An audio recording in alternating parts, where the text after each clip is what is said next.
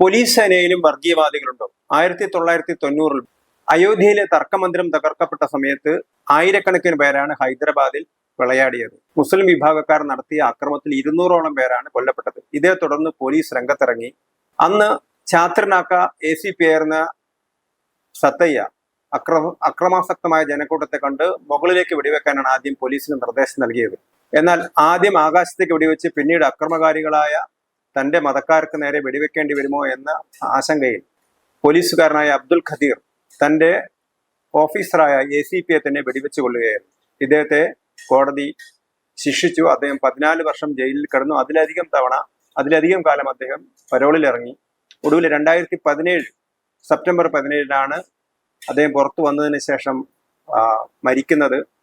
ഹൈദരാബാദിലെ മക്ക മസ്ജിദിൽ നടന്ന അദ്ദേഹത്തിന്റെ ശവസംസ്കാര ചടങ്ങിൽ ആയിരക്കണക്കിന് പേരാണ് പങ്കെടുത്തത്. അദ്ദേഹത്തെ ജയിലിന് പുറത്തെത്തിക്കാനും വലിയ പ്രമുഖരും രംഗത്തെത്തിയിരുന്നു എന്നുള്ളതാണ് വസ്തുത.